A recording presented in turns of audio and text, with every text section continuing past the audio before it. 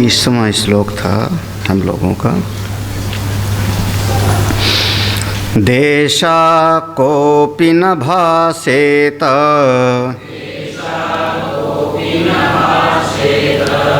यदि तरहिस्त्वदेशभाक् सर्वदेशप्रक्लिप्त्यैव सर्वगत्वं न तु स्वतः अन्तर्बहिर्वा सर्वं वा यं देशं परिकल्पयेत् बुद्धिस्तद्देशगा साक्षी तथा वस्तुषु योजयेत् यद्यद्रूपादिकल्पेत बुद्ध्या तत्तत्प्रकाशयन् तस्य तस्य भवेत् साक्षी स्वतो वाग्बोध्यगोचरः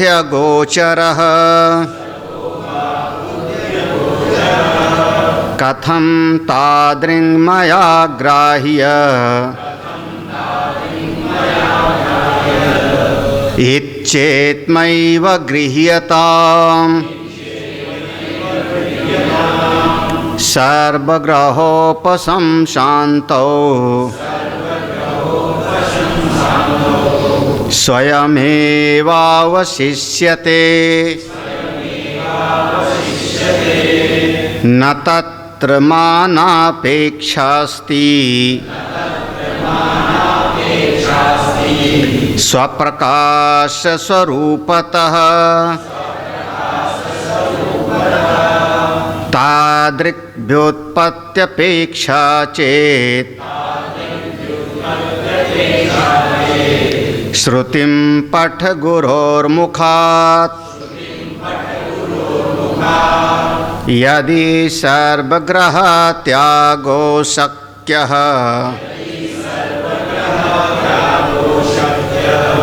यदि सर्वग्रहत्यागः अशक्यस्तर्हि धियं व्रज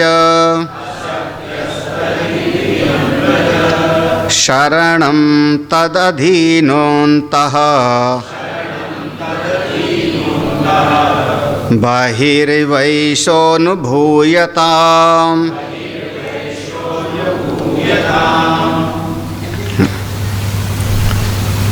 इस पंचदशी नाम के ग्रंथ के रचयिता हैं पूज्य स्वामी विद्यारण जी महाराज। प्रकरण ग्रंथ है और विद्वानों के बीच में इस पर बहुत चर्चा होती है। इसमें पांच प्रकरण के 3 विभाग हैं। पहले 5 का 3 है। पहले 5 प्रकरण हैं जिनका नाम है विवेक प्रकरण, बीच में 5 है दीप प्रकरण और अंत में 5 हैं आनंद प्रकरण। तो बीच में जो 5 हैं उनमें से 2 हमने प्रकरण पढ़ा, ध्यान दीप और नाट्य दीप। ध्यान दीप पूरी तरह से आपको अपने अंतर जगत की तरफ ले जाता है। परोक्ष ज्ञान है, उससे श्रेष्ठ अपरोक्ष ज्ञान है और सर्वश्रेष्ठ तत्व का साक्षात्कार है।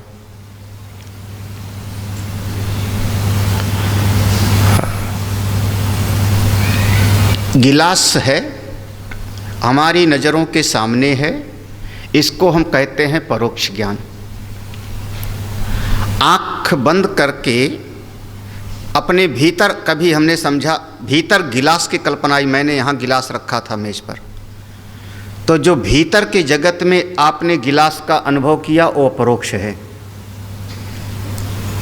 सुख दुख आपका अपरोक्ष है, आपका अपना चिंतना विचार है वो अपरोक्ष है। पंचदशी की अपनी ये प्रक्रिया पकड़ना, बाहर जो विषय है वो प्रत्यक्ष है और भीतर जो वृत्ति पैदा हो रही है वो अपरोक्ष है, वो अपरोक्ष है, लेकिन तत्व नहीं है, स्वरूप नहीं है।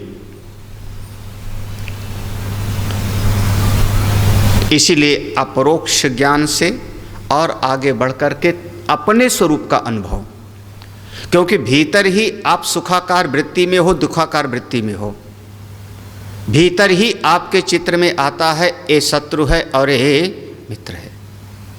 ये जो भीतर वृत्ति पैदा हो रही वो अपरोक्ष है, वो प्रत्यक्ष नहीं है, वो प्रत्यक्ष नहीं है। प्रत्यक्ष नहीं है तो क्या होगा वो? हाँ, प्रत्यक्ष नहीं है, परोक्ष नहीं है तो है क्या वो? स्वर्ग आदि परोक्ष है, गिलास प्रत्यक्ष है, और मेरे भीतर जो प्रत्यय चल रहे हैं वो सब अपरोक्ष है। लेकिन इन सब का जो साक्षी है मेरा अपना स्वरूप, वो अपना आत्मा है। जो उसको जान लेता है सो मुक्त हो जाता है, वही श्रेष्ठ है, वही सिद्ध है। अब वो पामर नहीं रहा, कर्मनिष्ठ नहीं रहा, वो सगुण उपासक नहीं रहा, वो निर्गुण उपासना के माध्यम से आगे बढ़ता चला गया। और परोक्ष ज्ञान में अगर कोई बहुत बड़ा प्रतिबंध है तो अश्रद्धा। अश्रद्धा होगी तो शास्त्र और संत के वचन ही हृदय में नहीं बैठेंगे। और अपरोक्ष ज्ञान में अगर कोई बहुत बड़ी बाधा है तो अविचार, चिंतन का अभाव।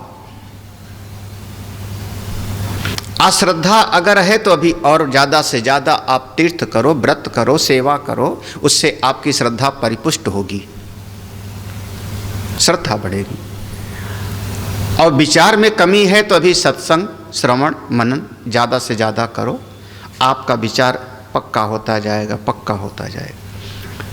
ये साधन के उपाय छोड़ने नहीं चाहिए। ये साधन है, तीर्थ साधन है, उसी में अटक नहीं जाना है, आगे बढ़ना है। व्रत साधन है, जप और पूजा आपका साधन है, करना चाहिए। साधन करो लेकिन आगे बढ़ने के लिए। सत्संग साधन है, नहीं छोड़ना चाहिए। संत सेवा, भगवत सेवा साधन है, नहीं छोड़ना चाहिए। ये बिना संत की कृपा के ये अनुभव नहीं होगा जो यहाँ पढ़ाया जा रहा है। पढ़ने से तत्व की अनुभूति नहीं होती। बार बार पढ़ाया जा रहा है कि तुम साक्षी हो, दीप के जैसे। नाट्यशाला में जैसे दीपक रखा है ऐसे आपके भीतर आत्मा है। आप इसको हमेशा के लिए चाहे आप शास्त्र से सिद्ध कर लो, संतों के अनुभव से, ये आपके स्वाध्याय से ये आपको अनुभव नहीं होगा।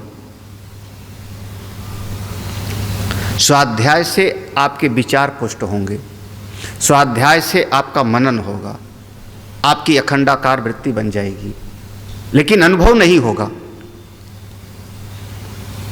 ये अनुभव तो फिर अंत में परिशेष न्याय से, गोस्वामी जी लिखा ना, यह गुण साधन ते नहीं होई तुम्हारी कृपा। हाँ, यमे वैस वृणुते लिखा ना, यमे वैस वृणुते। यहाँ कृपा की अपेक्षा है, बिल्कुल कृपा की अपेक्षा है। अपने अहम को कोई खुद नहीं मिटा सकता। आप अपने अहम को खुद नहीं मिटा पाओगे, क्योंकि अहंकार को मिटाने के लिए तो फिर दूसरा अहंकार आया ना। आज मैं अपने अहम को मिटाने जा रहा हूं, ये जो बोल रहा है ये भी तो अहंकार है, अनवस्था दोष हो जाएगा। इस अहंकार को मिटाने के लिए तीसरा अहंकार लाओगे, अनवस्था दोष हो जाएगा। अहम का निषेध खुद कैसे करोगे? दृश्य जगत का निषेध कर दोगे, लेकिन जो दृष्टा बन करके बैठ रहा है भीतर, उसका निषेध कैसे करोगे जी? दृश्य है तो दृष्टा है, दृश्य नहीं तो दृष्टा भी कहाँ? कौन सा दृष्टा, कहाँ का दृष्टा? दृश्य की अपेक्षा से दृष्टा है। ये जो दृष्टा बना बैठा है उसको कैसे निषेध करोगे, कैसे? वहाँ कृपा चाहिए। आप अब दृष्टांत में याद कर लो, रामकृष्ण परमहंस के ऊपर किसकी कृपा हो रही? तोतापुरी जी की। अभी उनसे उनका पासंग भी आपका मन नहीं शुद्ध है, जितना रामकृष्ण परमहंस का होगा उसका 100वां हिस्सा भी नहीं है, लेकिन उनको भी कृपा की किसकी जरूरत पड़ी? तोतापुरी की। तब उनका जो है अहम बाधित होता है। यहाँ ये अंत में आप समझना, अंत में जाकर के ये कहा जाएगा ये तो कृपा साध्य है, साधन साध्य नहीं। ये साधन साध्य नहीं है, कृपा साध्य है। हाँ, बाकी आप पढ़ लो, साधना करो, विचार करो, विचार करते रहोगे, विचार से आपके सामने आगे का मार्ग खुलता है, प्रेरणा जगती है, हमको भी आगे बढ़ना है, आत्मस्वरूप को पाना है। अब विचार है, देख लो, ये कह दिया कि वो भीतर भी है बाहर भी है, भीतर भी है बाहर भी है, वो सर्वत्र है। तो कहते हैं देशा कोपि न भाषित। ये जो बाहर भीतर कह रहे हो सुषुप्ति में तो पता ही नहीं लगता जी, और सुषुप्ति में तो मैं हूँ, गहरी निद्रा में तो मैं होता हूँ, लेकिन उस समय बाहर भीतर कोई देश का पता ही नहीं लगता। तो कहते हैं तरही तू अदेश भक्त, तो समझ लो वहां देश है ही नहीं। यदि ऐसा समझते हो तरही तू अदेश भाग, यहां संधि विच्छेद करोगे तो देशा कोपि न भाषित, वहां पर कोई देश दिखाई नहीं पड़ता। तो कहते हैं तरही तू, तरही धन तू, देश अदेश भाग, तो समझ लेना कि वहां देश है ही नहीं, वहां कुछ नहीं है, ऐसा समझ लो। अदेश उद्देश्य के परे है। नहीं, ये तो लिखा हुआ है ना कि परमात्मा सर्वव्यापक है जी, ये लिखा हुआ है कि नहीं? आत्मा कैसा है? सर्वगत है, सर्वव्यापक है, ये जो लिखा हुआ है। तो कहते हैं वो लिखा हुआ है तुम्हारी अकल के कारण। तुमको दिखता है ना कि ये घर का अंदर है, ये घर के बाहर सड़क है, दिखता है ना, तो हम कह देते हैं वो अंदर भी है और बाहर। सर्वदेश प्रक्लिप्त हो, ये सर्वदेश में जो उसकी बात की गई, प्रलिप्त माने उसकी कल्पना की गई है कि वो सब जगह रहता है।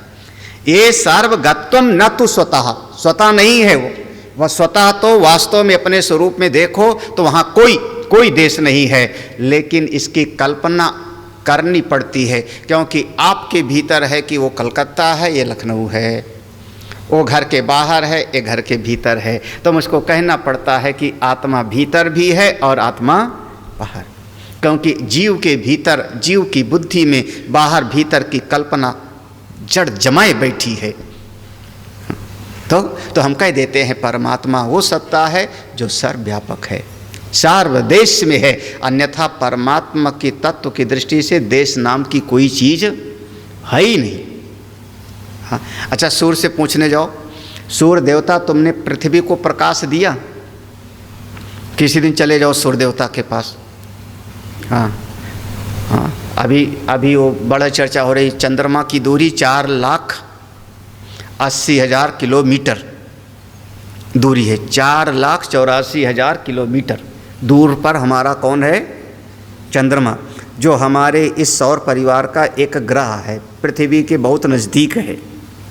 पृथ्वी है ही ना, उससे बहुत दूर दूसरा, तीसरा, चौथा, अंत में सूर्य कितने करोड़ दूर है प्रकाश वर्ष, ढूंढते जाओ। उस सूर्य से पूछो तुमने पृथ्वी को रोशनी दी थी? सूर्य कहेगा कौन सी पृथ्वी, कहाँ का, हाँ, कहाँ, कौन सी पृथ्वी, मेरी तो नज़र में कभी कोई नहीं आया होगा। उस व्यापक की दृष्टि से देखो तो कौन सा देश, कहाँ का देश, कहाँ का देश, हाँ? वो तो कहेगा मैं तो सर्वव्यापक। अंतर बहिर् व सर्वम व, तीन बातें, अंतः भीतर है, बहि बाहर है, सर्वम व, ये जो तीन प्रकार की कल्पना करते हैं, भीतर, बाहर या सर्वत्र, तीन कल्पना करते हो। आत्मा का ज्ञान प्राप्त करो, कहाँ मिलेगा? अरे वो भीतर है। हम ही ध्यान में कभी कहेंगे और भीतर जाओ, स्थूल शरीर को छोड़ो, अन्नमय कोश के भीतर जाओ, प्राणमय कोश के भीतर जाओ। अब उस समय तर्क मत करना, ध्यानवान के समय में कौन सा भीतर, हाँ, वहाँ पर हम भी ऐसे कहते हैं। तो भीतर की कल्पना है ना। फिर कहते हैं अरे देखो तो, नज़र तो देखो, कण कण में जो भगवान है, इस पत्ते को कौन हिलने की शक्ति कौन दे रहा है। ये पक्षी उड़ रहा है, देखो इसके पंख कितने सुंदर हैं, कैसी परमात्मा की सृष्टि होगी। हाँ? बाहर की कल्पना जो हो रही है या सर्वत्र की कल्पना हो रही, ये तीनों कल्पनाएं जितनी हैं वो बुद्धि के कारण हैं। बुद्धि तद्देश कहा, वो सब बुद्धि के कारण है। आपकी इस बुद्धि के कारण यहाँ पर प्रमाण क्या हो रहा है, देश के अंतर्देश, बहिर्देश, सर्वदेश, ये तीनों प्रकार के देश की कल्पना का जो आधार बन रहा है कौन, बुद्धि। ये बुद्धि के कारण है। हाँ? साक्षी में कोई देश ओस नहीं है, बल्कि साक्षी वो है जिसमें अनंत अनंत देश कल्पित हैं। अरे ये समझना, सपना देखे हो सब कि नहीं? कौन ऐसा है जिसने सपना नहीं देखा? कभी सपना नहीं देखा? सब कोई एक बताओ कि जिसने कभी सपना ना देखा हो। मतलब सब लोग सपना देखते हो, रोज ही सपना देखते हो। हाँ? क्या यार, सपने में जी रहे हो? सपने में क्यों जी रहा है? जग जाओ, जग जाओ। हाँ? हम वृंदावन में थे, गोष्ठी थी, वहाँ पर गोष्ठी हुआ करती थी रात में। तो उस समय महंत जी बैठते थे, ओंकारानंद जी महाराज, आप नहीं, दूसरे महंत जी। हाँ, महंत ओंकारानंद जी बैठते थे, डॉक्टर स्वामी गोविंदानंद जी, महेशानंद जी, हम और गग्गल जी, हाँ, सब लोग बैठते थे। एक कोई बद्रीनाथ से महात्मा आए थे, लंबा सा पौचा पहनते थे, बद्रीनाथ के महात्मा थे, दंडी स्वामी थे। हाँ, 91 की बात होगी। हाँ, उस समय आप गोष्ठी में नहीं बैठते थे। 91 की बात है। तो वो बद्रीनाथ से आए थे, अपने आप को सिद्ध समझते थे। तो ऐसे कुछ चर्चा हो रही थी स्वप्न की। तो वो जो महात्मा आए थे उन्होंने कहा हमको कभी सपना नहीं आता, हमने कभी सपना नहीं देखा। जितने महात्मा लोग बैठे थे जोर से हंस लिए। इसका मतलब कि खिल्ली उड़ाया, उनकी हंसी उड़ाई। किस बात की? अगर किसी को कभी सपना नहीं आता तो इस जगत के झूठेपन को सिद्ध करने का कोई तरीका ही नहीं रहा। यह जो जगत दिखाई पड़ रहा है ये झूठा है। अगर सपना कोई कहे कि मैंने कभी सपना नहीं देखा तो इस जगत को सत्य मानेगा, फिर जगत को झूठा कभी समझ ही नहीं सकता, फिर उस तत्व को कैसे जानेगा? इसका मतलब सीधा सीधा तुम अज्ञानी हो। ये संतों की बात है। किसके कारण ये भेद, किसके कारण दिखा रहा है? बोले बुद्धि के कारण। जो अपना स्वरूप है आत्मा, उसमें कोई ना देश है ना काल। सपने में आकाश बना, सपने में पृथ्वी है, सपने में पेड़ पौधे हैं, सपने में पशु पक्षी भी हैं, सपने में सारा का सारा है। लेकिन सारे स्वप्न कहाँ पर है? एक मन के अंदर। स्वप्न का आकाश भी केवल मन के अंदर है, मन उसका साक्षी है। ऐसे अनंत कोटि ब्रह्मांड का साक्षी कौन? बोले वो साक्षी है अपना स्वरूप, अपना स्वरूप है, वो अपना आत्मा है। ऐसा वस्तुस योजयेत, ऐसा आपको समझना चाहिए। योजयेत माने ऐसे आपको विवेक करना चाहिए। अपनी मर्जी वाला विवेक मत करो, इस तरीके से विवेक करो। यद यद रूपादि कल्पित, यद यद, ये बुद्धि जिस जिस की बात करती है, ये फूल है लाल, ये सफ़ेद है, ये तौलिया है, ये माइक है, ये महाराज जी हैं, ये मेज, ये बुद्धि एक एक वृत्ति में जा रही ना। तो यद यद रूपी रूपादि, जिस जिस बुद्धि जिस जिस बात को ग्रहण करती है, ये साक्षी उसी उसी बात को प्रकाशित करता रहता है। सबको प्रकाशित, एक एक वृत्ति को प्रकाश कर रहा है। बुद्ध्या तत् तत् प्रकाशयन, बिल्कुल जैसे कहा था वो दीपक वो चाहे नर्तकी बैठ जावे, चाहे नर्तकी हाथ हिलावे, चाहे नर्तकी नाचे, चाहे नर्तकी रोए, चाहे नर्तकी भाव भंगिमा दिखाए, सब कुछ करता है, लेकिन प्रकाश सबको एक एक को प्रकाशित करता रह रहा है। ऐसे आपकी बुद्धि के भीतर जो जो वृत्ति पैदा होती है, ये शरीर मेरा, ये घर मेरा, ये वस्तु मेरी, ये पेड़ गूलर का है। अरे गूलर का पेड़ देखा है कभी? देखा है गूलर का पेड़? सबने देखा है कि नहीं? नहीं देखा। गूलर के अंदर कीड़े होते हैं और गुच्छे का गुच्छा लगता है, घौद का घौद। हाँ, एक गूलर में कितने मसा होते होंगे, कितने कीड़े? आज कोई गिन के बताना मुझको। जो गिन के बता देवेगा इनाम दूंगा, जो कहेगा सो। बिल्कुल हाथ रखूंगा, शक्तिपात हो जाएगा, लेकिन सही सही बता देना कितने। उड़ते ही उड़ जाता है। हाँ, उड़ते ही उड़ जाते हैं सर। मैं जानता हूँ, इसीलिए तो कह रहा हूँ ना, और क्या। हाँ, आप गूलर का, एक गूलर में कितने जीव हैं, जो गिन के बता देवे, जो कहो सो हार जाऊं, आपका गुलाम बन जाऊं। क्या हुआ? छोटे छोटे छोटे छोटे बरसात होती है तो मेढक निकल आते हैं, बिना किसी जाल में बांधे, बिना किसी कपड़े में बांधे, और 1 किलो जिंदा मेढक जो तौल लेवे, जो कहे सो हार जाऊं। हाँ, जो कहे सो हार जाऊं, बस ज़्यादा नहीं, बस 1 किलो। कोई है ऐसा बहादुर? हाँ, मैं पहले कह रहा हूं कि जाल में नहीं बांधना, कपड़े में नहीं बांधना, बेहोशी के मरा हुआ नहीं चाहिए। कैसा चाहिए? जिंदा। और बड़ा वाला नहीं चाहिए कि एक ठो रख दिया और तौल लिया, नहीं। कितना?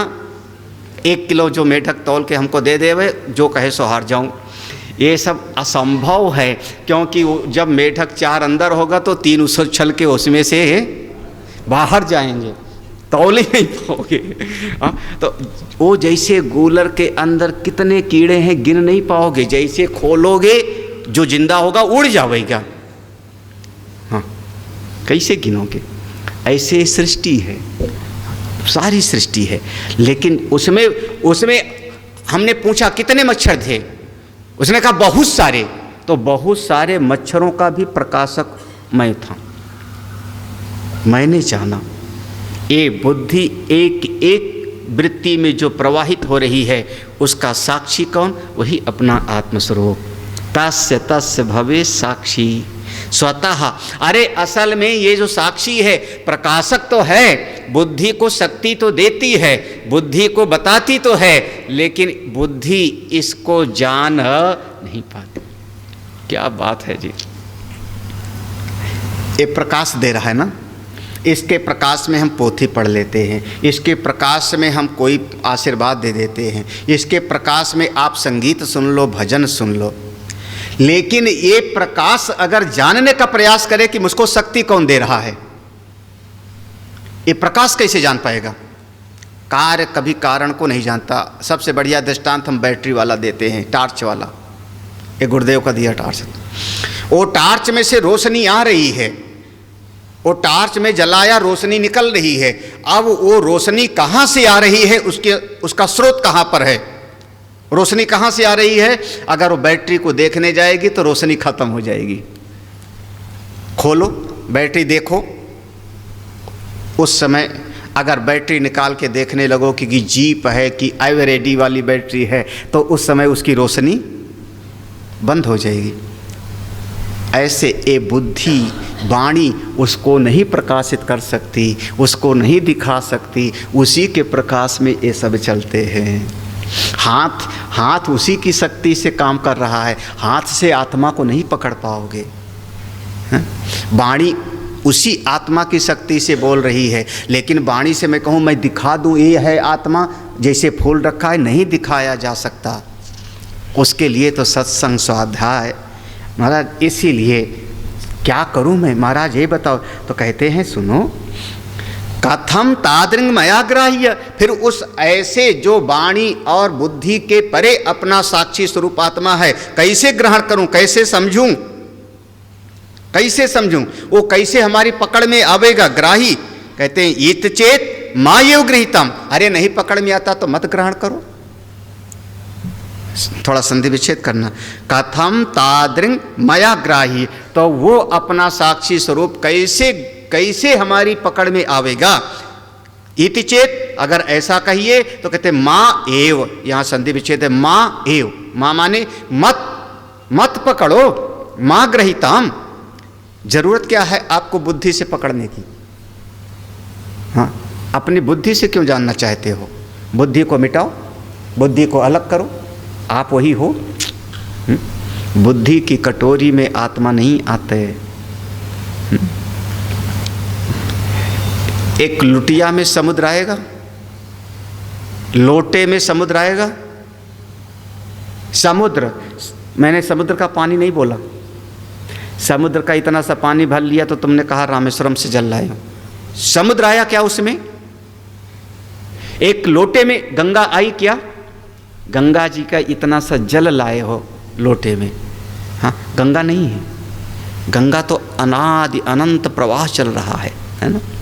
ऐसे ही आपकी बुद्धि की कटोरी में वो परमात्मा तो आता होता नहीं। ये बुद्धि को छोड़ो, अपनी अकल को छोड़ो, और जब जब अकल लगाते हो तभी तभी दुख आता है जीवन में। ज़्यादा समझदारी ज़्यादा दुख की जड़। गोस्वामी जी ने बहुत बढ़िया लिखा, सबसे भले वो मूढ़ जिन्हें न व्यापई। अभी आया था, इसी ध्यानदीप में आया था, ऐसे ध्यानदीप में आया था ऐसे कि वो बड़े सुखी हैं जो बुद्धि के परे चले गए, ऐसे आया था ना। बुद्धि के परे चले गए वो बहुत सुखी हैं, वो भी बहुत सुखी हैं जो बिल्कुल बुद्धि के नीचे जी रहे हैं, ऐसे प्रसंग आया था। या श्लोक ढूंढ लेना। वो जो बीच में है अल्पज्ञ ना, कुछ जानते हैं कुछ नहीं जानते, थोड़ा जानते हैं थोड़ा नहीं जानते, बस वही बेचारे दुख भाग सो। ये भैया सार्वग्राह उपशांतो, ये जितना ग्रहण करने की आपके पास मशीन है, आँख कान आदि हाथ पांव आदि इन ज्ञानेंद्रियां कर्मेंद्रियां, ये सब उपशमशांतो, जब शांत हो जाती हैं तब जो रहता है वही आत्मा है। स्वयं एव अवशिष्यते। हाँ, मंत्र जिनको पुराने पढ़े हो, यदा पंचावतिष्ठन्ते ज्ञानानि, किसको याद है? हाँ नहीं, वो दूसरी जगह पर है। तस्मिन् दृष्टे परावरे भिद्यते हृदय ग्रंथि का है, मुंडक श्रुति है, मुंडक उपनिषद का है।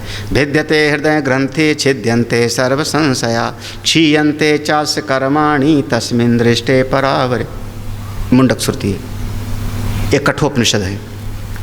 यदा पंचावतिष्ठन्ते ज्ञानानि मनसा सा बुद्धिस्न विचेष्टते तमाहु परमां गतिम। हाँ, याद करो, रट्टा लगाओ। हाँ। ये जब हमारी पांचों आँख कान आदि शांत हो गई, हाथ पांव भी शांत हो गया, सब शांत हो गया, तो उस समय देखो तो स्वयं एव अवशिष्यते सार्वग्राह उपशमशांतो। जब आपकी सारा मन बुद्धि का हिलना बंद हो गया, आप देखना तो भीतर परमात्मा स्वरूप। हाँ, सबसे बढ़िया है सुषुप्ति के जैसे मन हो जावे, जैसे गहरी नींद में होते वैसे मन हो जावे, लेकिन सो ना, सोया ना होवे, और सुषुप्ति के जैसे मन हो जावे। एक क्षण में आपकी समाधि हो जाएगी, आपको परमात्मा का अनुभव हो सकता है। शर्त यही है कि जैसे सुषुप्ति है वैसे हो जाओ।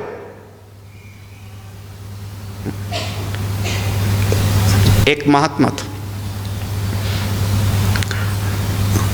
एक गांव में घूम रहा था, कोई कब्र है, कोई कब्र है, कोई कब्र है। कब्र माने जहां पर मुसलमान लोग दफनाते हैं। कोई कब्र है, कोई कब्र है। महाराज सब देख के दरवाजे बंद कर ले, में कितना शुभ नाम ले रहा है ये। हाँ, अब ये तो महात्माओं की बात महात्मा बूझें। किसी एक गांव में गया, वहां बहुत अच्छा कोई, बहुत श्रेष्ठ कोई एक साधक था। उसने दरवाजे से सुना कोई महात्मा गुजर रहा है और चिल्ला रहा है कोई कब्र है। वो बाहर निकला, उसने कहा कोई मुर्दा है, कोई मुर्दा है। अगर कब्र की जरूरत किसको? मुर्दे को। तो कोई मुर्दा हो तो कब्र है। महाराज महात्मा वहां जाके रुक गए। ये सब कोड वर्ड है। हाँ, महात्मा रुक गए। दोनों ज्ञानी, वो खूब सेवा करता है, खिलाता पिलाता है, सब कुछ है, दिन रात सेवा करता है। धीरे धीरे महीना भर बीत गया। महीना भर वो महात्मा एक कुछ भी नहीं बोलता, घर से लेना देना नहीं कुछ। वो भी खिला देता है, पानी पिला देता है, कोई एक काम भी नहीं बताता। महाराज बैठे हो, खाते रहे तो झाड़ू लगा लो, कुछ नहीं। बढ़िया मुर्दा है, कब्र है। हाँ। एक दिन महात्मा जी जैसे घर के बाहर वो खपरेल था, बरामदे में सोए थे और रात में चोर आए। और गृहस्थ तो अपना वो जो भगत था आराम से सोया खर्राटे लेता हुआ। चोर आए, इनकी नींद टूट गई। इन्होंने सोचा मैं अकेला हूँ, ये चोर कई हैं, अगर मैं कुछ बोलूँगा तो पकड़ लेंगे, मारेंगे मुझको। तो अकल लगाई। तो महात्मा जी ने चुपके से, बस आँख खोले जगे रहे। ये मेरा अनुभव है, इसको आप निषेध नहीं कर सकते हो। हाँ, मैं बिल्कुल जग रहा था और सब हमारा ले गए थे मेरी नज़रों के सामने से। लेकिन बड़े अच्छे चोर थे कि हमारी लालटेन नहीं छुआ, जल रही थी, मेरी टार्च नहीं छुआ, मेरी मच्छरदानी नहीं हटाई, मुझको उन्होंने छेड़ा नहीं। अब मैंने भी उनको छेड़ा नहीं। हाँ, वो सब हमारा सूट पेटी ले गए, टेप रिकॉर्डर ले गए, ये सब ले गए, जमाने बीत गए। हाँ, वो महात्मा जी ने छेड़ा नहीं, वो सब माल निकाला घर से, दीवार काट करके चोर ने। हाँ, अब 2-3 चोर लात करके चले, पीछे पीछे महात्मा जी चुपके चुपके चले। हाँ, चुपके चुपके चले, क्योंकि बोलना ठीक नहीं, कई हैं पकड़ पाएंगे तो पीटेंगे। तो धीरे धीरे चुपके चुपके चले तो सारे चोर लोग गए। एक सूखा हुआ कुआं था, गड्ढा जैसा, माल वहीं रख दिया, सब ऊपर से पत्ते उत्ते लगा दिया, बाद में बांटेंगे, अभी चलते हैं, कोई आ गया तो सवेरा हो रहा है। ये महात्मा जी पीछे से देख लिए, भाग आए जल्दी से, आके लेट गए। सवेरा हुआ और गांव वाले सारे इकट्ठा हो गए। अरे चोर आए, घर लुट गया, चोर आए, घर लुट गया। वो आदमी कुछ नहीं बोलता। महात्मा ने कहा घबराओ मत, मैंने देखा है कहाँ सामान रखा है, मैंने देखा है कहाँ सामान रखा है। गांव वाले, अरे महाराज बस बहुत बढ़िया, आप ही की तो कृपा है, आप ही की तो आशीर्वाद है, बताओ कहाँ है। महाराज गए, बोले देखो यहाँ पर पत्ती उत्ती हटाओ, यहाँ गड्ढा यहीं छुपा रखा है सबने, हमने ऐसे ऐसे देख लिया था। सब ने कहा संतों की सेवा का आशीर्वाद मिल गया ना, संत ना होते तो आज तो बेचारे का सब लुट ही गया था। महाराज संतों को रखना बड़े फायदे का है कि नहीं? है कि नहीं? कोई बोल नहीं रहे। संत का रखना अच्छा है नहीं? इतना सारा माल लग गया था, बचा लिया उन्होंने। हाँ? तो जब शाम हुई और वो भगत भोजन की थाली लेके आया, महाराज को खिलाया, तो महाराज दिल में बड़े गदगद हो रहे थे कि आज तो मेरी बड़ी जो है पूरे गांव में जय जयकार हो रही है। हाँ, पूरे गांव में। तो वो भगत ने कहा महाराज कब्र सच्ची की मुर्दा, कब्र सच्ची की मुर्दा। नहीं समझे? कब्र माने गड्ढा, मुर्दा माने जो मर गया है। वो भगत कहना चाह रहा है कि मैं भी जग रहा था, जब चोर आए तो मैं भी जग रहा था, लेकिन मैं जानता हूं कि मेरा कुछ भी नहीं है। जा रहा है तो जाने दो, मेरा कुछ नहीं है। कब्र सच्ची, मुर्दा कभी बोलता है, मुर्दा कभी चल के जाएगा चोर के पीछे पीछे, मुर्दा कभी देखेगा कि कहां छुपा रहे हो माल। हाँ, कब्र सच्ची की मुर्दा। महाराज अपना बोरिया बिस्तर उठाए वहाँ से चले गए। महाराज यहाँ रहना, अब समझ गया कि अभी मेरी साधना में जो समझ सके सो समझे, ना समझे तो मेरा क्या। हाँ, ऐसे जी के देखो इस जगत में। हाँ, अपने आप को किनारे करने सीखो, अपने आप को किनारे करना सीखो। संबंधों से, परिवार से, नातेदार से, रिश्तेदार से, ममता से, आसक्ति से। महाराज श्री कहते थे हाथ खींचो, ऐसे कहते थे ना, हाथ खींचो। धीरे धीरे संबंध से अपने आप को किनारे।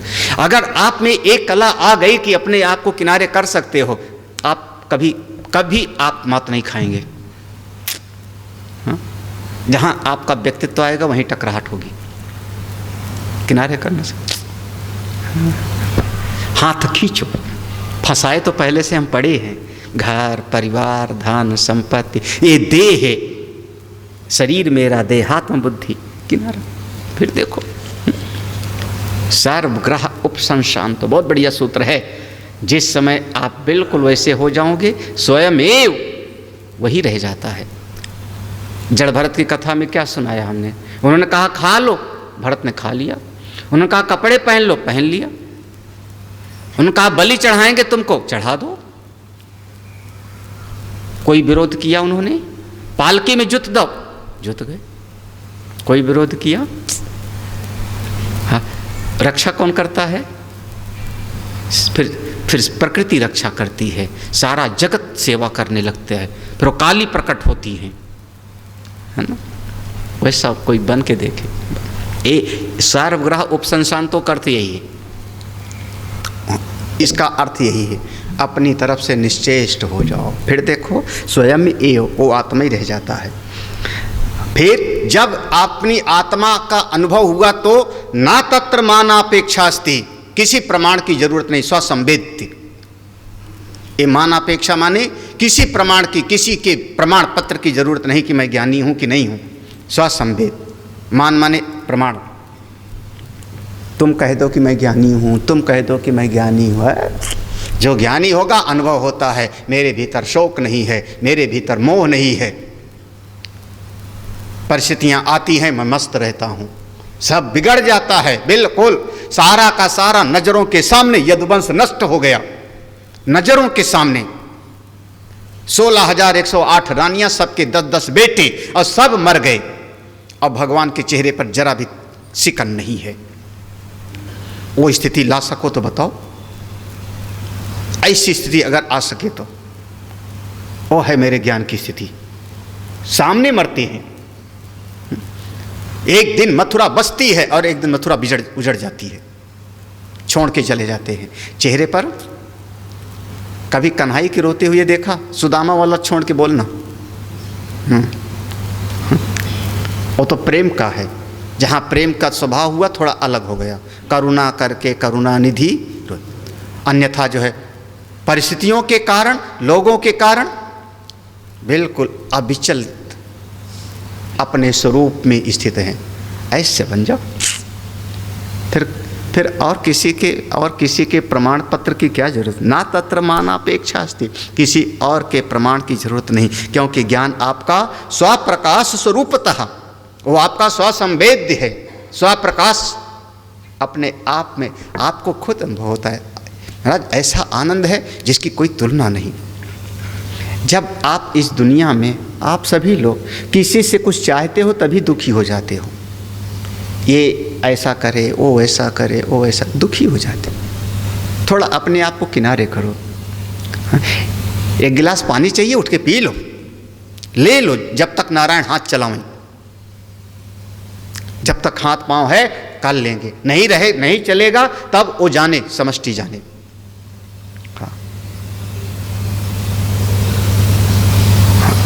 किसी पर निर्भर मत हो, किसी पर निर्भर मत, किसी का मुँह मत ताको। हाँ, बेटा, बहू, बेटी, दामाद, भाई, बंद, नाते, रिश्तेदार, हाँ, कोई आता है थैंक्स, धन्यवाद, नहीं आता है आप परवाह मत करो।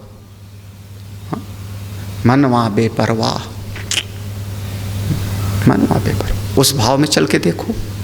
हाँ, स्वप्रकाश, क्योंकि आप आत्मा हो, आप में कोई कमी नहीं। तादृक व्युत्पत्त्यपेक्षा चेत, तादृक माने उस अनुभव के लिए व्युत्पत्ति, हाँ तादृक व्युत्पत्ति अपेक्षा, अरे उसको जरा सा भी तो कोई बतावे कि सही सही पहुंचे, कहीं भ्रम तो ना हो गया। जैसे कि वो एक तैत्तिरीय उपनिषद में है कि उसको भ्रम हो गया, जैसे कि केनोपनिषद में है कि उसको भ्रम हो गया, उसने कहा मैंने जान लिया, उसने जान लिया अलब्ध भूमिकत्व, वो है अलब्ध भूमिकत्व। उसने जान लिया कि अन्नम हवै ब्रह्म, मनो हवै ब्रह्म, प्राणम हवै ब्रह्म। ये 5 बार 4 बार आता है ना। भृगुर्वै वारुणी वरुणम पितरमुपससार अधि भगवो ब्रह्मेति। हाँ, कहीं अलब्ध भूमिकत्व तो नहीं हो गया, तो अपेक्षा है। तो कहते हैं श्रुतिम पाठ गुरोर मुखात, अगर प्रमाण चाहिए तो केवल श्रुति और गुरुदेव का, श्रुति और गुरुदेव का, बस और कुछ नहीं। वो केनोपनिषद में वो बच्चा कहाँ गया था, किसके पास गया था? हाँ, गुरु जी के पास गया ना, कि उसने कहा मैंने जान लिया, मैंने जान लिया आत्मा को। तब गुरु जी ने कहा यदि मन से सुवेदेति, यदि मन से सुवेदेति दहर में वापि नूनम तुम वेत्थ। हाँ, चेला राम, अगर समझते हो कि बहुत अच्छी तरह से जान लिए हो तो भी इतना सा जाने हो। किसने कहा? गुरु जी। हाँ, तैत्तिरीय उपनिषद में वो शिष्य जाता है, साधना करता है, उसने समझा शरीर ब्रह्म है, फिर गुरु जी के पास आया, गुरु जी ने कहा अभी और चिंतन करो, फिर गया, फिर उसने कहा प्राण ब्रह्म है। किसके पास बार बार आता है? गुरु। तो श्रुति और गुरुदेव, संसार वाला प्रमाण पत्र। संसार में 25 लोग मिल के तुमको कह दें तुम बड़े ज्ञानी हो, तुम सीना चौड़ा करके घूमो, मैं ज्ञानी, आओ माला पहनाओ, ठन ठन पालई हो। हाँ हाँ, क्या कहते हो, अंधों में कान्हा राजा। वो कहानी सुनी नहीं, पागलों वाली? एक नगर में 2 ही कुआं था, बड़ी प्रसिद्ध है, 2 ही कुआं था। एक कुआं स्पेशल था जिसमें राजा और मंत्री पानी पीते थे, और बाकी एक कुआं था जिसमें सारे लोग पानी पिया करते थे। कोई एक फकीर आया, वो कुछ सिखाना चाह रहा था, तो सब जिसमें कुआं में पानी पीते थे उसमें कोई जड़ी डाल गया। जो जो पानी पिए पागल, जो जो पानी पिए पागल, और चूंकि सारी प्रजा उसी का पानी पीती थी, सारी प्रजा पागल। बच्चे कौन? जो वो स्पेशल कुआं का पानी पीते थे, राजा और उनका एक खास मंत्री, बस 2 ही बच्चे, बाकी सारी प्रजा पागल। महाराज एक दिन धीरे धीरे समय बीता, एक दिन सारी प्रजा के पागलों ने मीटिंग किया, जैसे आज हमने मीटिंग किया। अब सारी प्रजा इकट्ठी हो गई, पागलों की मीटिंग। उसमें राजा नहीं बुलाया गया, मंत्री नहीं, और सारी प्रजा के बीच में घोषणा हुई हमारा राजा पागल हो गया है। क्योंकि सब कौन है? पागल। और मंत्री और राजा ठीक ठाक हैं, तो पागल अपने आप को ठीक समझता है और बाकी सारी दुनिया, घर वाले भी ना समझ। साहब ने कहा राजा अपना पागल हो गया, मंत्री भी पागल है, क्या करना चाहिए? सारी प्रजा ने हुक्म दिया, राजा को कुर्सी से सिंहासन उतार के अपना राजा बनाएंगे।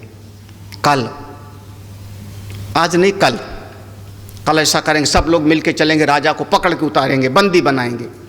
महाराज सूचना पहुंच गई महल के अंदर, ऐसे कल करेंगे। मंत्री से पूछा क्या करें, क्या करें? अब तो गई कुर्सी, सिंहासन गया, कारागृह में अलग, और सब पागल हैं, कोई सुनने के लिए तैयार नहीं। मंत्री ने सलाह दिया, हुजूर हम भी उसी कुएं वाला 1 लोटा पानी ले आएगा। ले आओ, उसी कुएं का 1 लोटा पानी ले आया। मंत्री ने भी पिया, राजा ने भी पिया, दोनों के फिर दोनों पागल। अब फिर से सारी प्रजा की मीटिंग हुई, जय हो जय हो, अपना राजा ठीक हो गया। अपना राजा ठीक हो गया, अब सिंहासन से उतारने की जरूरत नहीं। आप बताओ भैया, आई सारी दुनिया कुएं में भाग, हाँ, सब जग बौराना कही कही समझाऊं, सब जग बौराना मोह निशा सब निहार। सारा जगत किसको किसको हाँ, तो ये दुनिया, ये अज्ञानियों का प्रमाण पत्र नहीं चाहिए। अगर प्रमाण पत्र चाहिए तो गुरुदेव का लो, श्रुति का लो। श्रुति पठ गुरोर मुखात, श्रुति पठ, वेद का पाठ करो गुरुदेव के मुख से, अपनी मर्जी से नहीं। श्रुतिम पठ, वेद का पाठ करो, श्रुति का श्रवण करो गुरुदेव के मुख से, वही प्रमाण है और कोई प्रमाण नहीं। कहते हैं यदि सर्वग्रह त्यागो अशक्य, अगर तुम सारा कुछ छोड़ने में समर्थ नहीं हो, है अंतिम है इस प्रसंग का, दीप प्रकरण का अंतिम ये प्रसंग है। सर्वग्रह, श्रेष्ठ तो यही है कि सब छोड़ के निकल जाओ, निकल जाओ। वो पक्षी गया तो गया गया गया गया, क्या लौट लौट के फिर वहीं आना, फिर वहीं आना। हाँ, आज बहुत लोग बड़े खुश हैं, अपने घर जा रहे हैं, अपने घर जा रहे हैं, आए गए आए। क्यों? सर्वग्रह त्याग अशक्य, अगर सब छोड़ने में असमर्थ हो तो तरही धीयम व्रज, तरही माने तव, धीयम अपनी बुद्धि की शरण में जाओ। बुद्धो शरणम अन्वेक्ष कृपणा फल हे तव, बुद्धि की शरण में जाओ। शरणम तद अधीनो, बुद्धि की शरण में, बुद्धि की शरण में मतलब अतः बहिर बहि व एषु अनुभूयताम, बुद्धि के भीतर बुद्धि के बाहर एक एक वृत्ति में उसका अनुभव करो। यहाँ पर दोनों वर्णन है इस अनुभूयताम में, अहंग्रा उपासना और ब्रह्माकार वृत्ति। अहंग्रा उपासना करो, ब्रह्माकार वृत्ति बनाओ, एक एक वृत्ति में प्रतिबोध विदितम मतम। अहंग्रा उपासना करो या तो ब्रह्माकार वृत्ति बनाओ। अगर साक्षात्कार सब त्याग के एक क्षण में, इस त्यागने वाले का भी त्याग करके आप मुक्त नहीं हो पा रहे हो, नहीं कर पा रहे हो, तो ब्रह्माकार वृत्ति बनाओ, अखंडाकार वृत्ति बनाओ, निरंतर आगे बढ़ते रहो। सत्संग चिंतन मनन करते रहो, जितना संभव हो ध्यान भजन करते रहो। जब शंकर जी के मंदिर में आओ तो तुरंत ध्यान देना, ऊपर जो कलश रखा है ना, वो आपका जीवन है, वो आपका शरीर है। उसमें जो पानी है वो आपकी 100 साल की बूंदें हैं, श्वास श्वास है।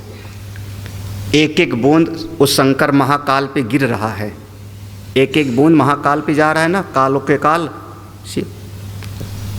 आपकी एक एक श्वास जा रही, एक एक श्वास जा रही है, किसी का कोई नुकसान नहीं होगा। समय गंवाओगे आपका अपना नुकसान होगा, आपका अपना।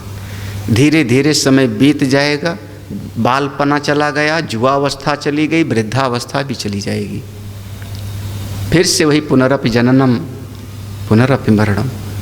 जितनी जल्दी हो सके भजन पूजन कर लो, निकल जाओ इस जाल से, इस जाल से। ये संसार का जाल, इतना सा सुख है इतना दुख है, सुख है इतना सा, तनाव तकलीफ इतना है, इतने से सुख के लिए आदमी इतना संघर्ष करता है। फिर से पैदा होगे फिर वही शुरू होगा। जितना हो सके रोज सत्संग में आओ, चिंतन मनन करो। कभी कोई बात नहीं समझ में आती, ओंकारानंद जी हैं, इनसे बात करो। बोले वृंदावन बिहारी लाल की, सच्चिदानंद भगवान की। ओम पूर्णमदः पूर्णमिदं पूर्णात् पूर्णमुदच्यते पूर्णस्य पूर्णमादाय पूर्णमेवावशिष्यते। ओम शांति शांति शांति। हरि ओम। श्री गुरुभ्यो नमः। हरि ओम।